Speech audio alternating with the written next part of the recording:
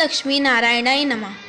आज इस वीडियो में बताएंगे कि माता लक्ष्मी, सरस्वती और गंगा से आपस में कलह क्यों हुआ और आपस में एक दूसरे को श्राप क्यों दिया गया और किस कारण से यह तीनों देवियों को पृथ्वी पर आना पड़ा।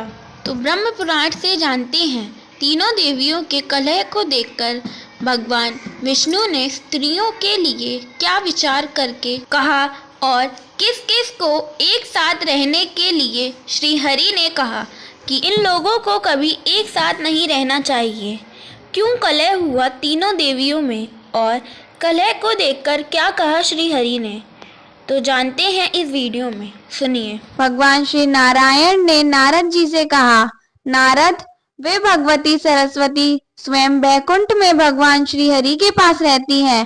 पारस्परिक कलह के कारण गंगा ने इन्हें श्राप दे दिया था, अतः ये भारतवर्ष में अपनी एक कला से पधार कर नदी रूप में प्रकट हुई। मुने, सरस्वती नदी पुण्य प्रदान करने वाली पुण्य रूपा और पुण्य तीर्थ स्वरूपणी है। पुण्यात्मा पुरुषों को चाहिए कि वे इनका सेवन करें। तब नारद जी ने कहा, सत्य स्वरूपा तथा सदा पुण्यदायिनी गंगा ने सर्व पूज्य सरस्वती देवी को शाप क्यों दे दिया? इन दोनों तेजस्विनी देवियों के विवाद का कारण अवश्य ही कानों को सुख देने वाला होगा। आप इसे बताने की कृपा कीजिए। तब भगवान नारायण बोले, नारद, यह प्राचीन कथा मैं तुमसे कहता हूँ, सुनो। लक्ष्मी, सरस्वती और गंगा ये तीनों ही भगवान श्री हरि की भार्या हैं। एक बार सरस्वती को यह संदेह हो गया कि श्री हरि मेरी अपेक्षा गंगा से अधिक प्रेम करते हैं। तब उन्होंने श्री हरि को कुछ कड़े शब्द कह दिए। फिर वे गंगा पर क्रोध करके कठोर बर्ताव करने लगी। तब शांत स्वरूपा क्षमामयी लक्ष्मी ने उनको रोक दिया। इस पर सरस्वती ने लक्ष्मी को गंगा का पक्ष करने वाली मानकर आवेश में शाप दे दिया कि तुम निश्चय ही वृक्ष रूपा और नदी रूपा हो जाओगी। लक्ष्मी ने सरस्वती के शाप को सुन लिया, परंतु स्वयं बदले में सरस्वती को शाप देना तो दूर रहा, उनके मन में तनिक सा क्रोध भी उत्पन्न नहीं हुआ। वे वहीं शांत बैठी रहीं और सरस्वती के हाथ को अपने हाथ से पकड़ लिया, पर गंगा से यह नहीं देखा गया। उन्होंने सरस्वती को शाप दे दिया, कहा, बहन लक्ष्मी, जो तुम्हें शाप दे चुकी है वह सरस्वती भी नदी रूपा हो जाए, यह नीचे मृत्यु लोक में चली जाए, जहाँ सब पापी जन निवास करते हैं। नारद, गंगा की यह बात सुनकर सरस्वती ने उन्हें शाप दे दिया कि तुम्हें भी धरातल पर जाना होगा और तुम पापियों के पाप को अंगीकार करोगी। इतने में भगवान श्री हरि वहां आ गए। उस समय चार भुजा वाले वे प्रभु अपने चार पार्षदों से सुशोभित थे। उन्होंने सरस्वती का हाथ पकड़कर उन्हें अपने समीप प्रेम से बैठा लिया। तत्पश्चात वे सर्वज्ञानी श्री हरि प्राचीन अखिल ज्ञान का रहस्य समझाने लगे। उन दुखित देवियों के कलह और शाप का मुख्य कारण सुनकर परम प्रभु ने समयानुकूल बातें बताई। भगवान श्री हरि बोले, लक्ष्मी, शुभे तुम अपनी कला से राजा धर्मध्वज के घर पधारो। तुम किसी की योनि से उत्पन्न न होकर स्वयं भूमंडल पर प्रकट हो जाना, वहीं तुम वृक्ष रूप से निवास करोगी। शंखचूड़ नामक एक असुर मेरे अंश से उत्पन्न होगा, तुम उसकी पत्नी बन जाना। तत्पश्चात निश्चय ही तुम्हें मेरी प्रेयसी भार्या बनने का सौभाग्य प्राप्त होगा। भारतवर्ष में त्रिलोक पावनी तुलसी के नाम से तुम्हारी प्रसिद्धि होगी। तदंतर गंगा से कहा, गंगे, तुम सरस्वती के शापवश अपने अंश से पापियों का पाप भस्म करने के लिए विश्व पावनी नदी बनकर भारतवर्ष में जाना। भागीरथ की तपस्या से तुम्हें वहां जाना पड़ेगा। धरातल पर तुमको सब लोग भगवती भागीरथी कहेंगे। समुद्र मेरा अंश है, मेरे आज्ञानुसार तुम उसकी पत्नी होना स्वीकार कर लेना। इसके बाद सरस्वती से कहा, भारती, तुम गंगा का शाप स्वीकार करके अपनी एक कला से भारतवर्ष में चलो। तुम अपने पूर्ण अंश से ब्रह्म सदन पर पधार कर उनकी कामिनी बन जाओ। ये गंगा अपने पूर्ण अंश से शिव के स्थान पर चले, यहाँ अपने पूर्ण अंश से केवल लक्ष्मी रह जाए।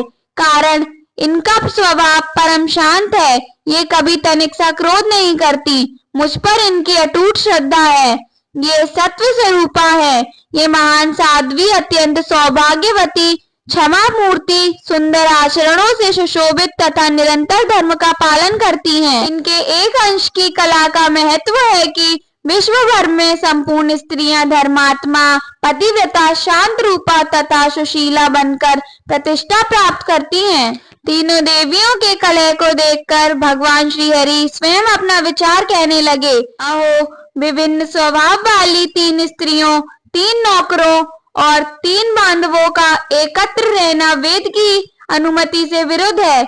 यह एक जगह रहकर कल्याण पद नहीं हो सकते। जिन गृहस्थों के घर स्त्री पुरुष के समान व्यवहार करे और पुरुष स्त्री के अधीन रहे, उसका जीवन निष्फल समझा जाता है। उसके प्रत्येक पग पर अशुभ है। जिसकी स्त्री मुख दृष्टा, योनि दृष्टा और कलह प्रिया हो, उसके लिए तो जंगल ही घर से बढ़कर सुखदायी है। कारण वहां उसे जल, स्थल और फल तो मिल ही जाते हैं। ये फल आदि जल में निरंतर सुलभ रहते हैं, घर पर नहीं मिल सकते। अग्नि के पास रहना ठीक है, अथवा हिंसक जंतुओं के निकट रहने पर भी सुख मिल सकता है, किंतु दुष्टा स्त्री के निकट रहने वाले पुरुष को अवश्य ही महान क्लेश भोगना पड़ता है। वरान ने पुरुषों के लिए व्याधि ज्वाला अथवा विष ज्वाला को ठीक बताया जा सकता है, किंतु दुष्टा स्त्रियों के मुख की ज्वाला मृत्यु से भी अधिक कष्टप्रद होती है। स्त्री के वश में रहने वाले पुरुष की शुद्धि शरीर के भस्म हो जाने पर भी हो जाए, यह निश्चित नहीं है। स्त्री के वश में रहने वाला व्यक्ति दिन में जो कुछ कर्म करता है, उसके फल का वह भागी नहीं हो पाता। इस लोक और परलोक में सब जगह उसकी निंदा होती है। जो यश और कीर्ति से रहित है, उसे जीते हुए भी मुद्दा समझना चाहिए। एक भार्य वाले को ही चैन नहीं, फिर जिसके अनेक स्त्रियां हों, उसके लिए तो सुख की कल्पना ही असंभव है। अतएव गंगे, तुम शिव के पास जाओ और सरस्वती, तुम्हें ब्रह्मा के स्थान पर चले जाना चाहिए। यहाँ मेरे भवन पर केवल सुशीला लक्ष्मी रह जाएं, क्योंकि परम साध्वी, उत्तम आचरण करने वाली एवं प्रतिव्रता स्त्री का स्वामी इस लोक में स्वर्ग का सुख भोगता है और परलोक में उसके लिए केवल्य पद सुरक्षित है। जिसकी पत्नी पतिव्रता है, वह परम पवित्र, सुखी और मुक्त समझा जाता है। भगवान नारायण कहते हैं, नारद, इस प्रकार कहकर भगवान श्री हरि चुप हो गए। तब गंगा और लक्ष्मी तथा सरस्वती तीनों देवियां परस्पर एक दूसरे का आलिंगन करके रोने लगी। शोक और भय ने उनके शरीर को कपा दिया था। उनकी आंखों से आंसू बह रहे थे। उन सबको एकमात्र भगवान ही शरणय दृष्टि गोचर हुए। अतः वे क्रमशः उनसे क्षमा याचना करने लगी और भगवान ने उन्हें अभय दान दिया। फिर देवी गंगा शिवलोक चली गईं और एक अंश से पृथ्वी लोक आ गईं, और देवी सरस्वती ब्रह्मलोक से एक अंश से पृथ्वी पर आई, और माता लक्ष्मी भगवान श्री हरि के पास से एक अंश से पृथ्वी पर तुलसी वृक्ष प्रकट हुई। इस तरह तीनों देवियों को पृथ्वी पर आना पड़ा, जो मनुष्य जाति के लिए वरदान साबित हुए, और इन देवियों के पूजन से मनुष्य जन्म मृत्यु के बंधन से मुक्त हो जाता है। जय श्री हरि, जय श्री कृष्ण।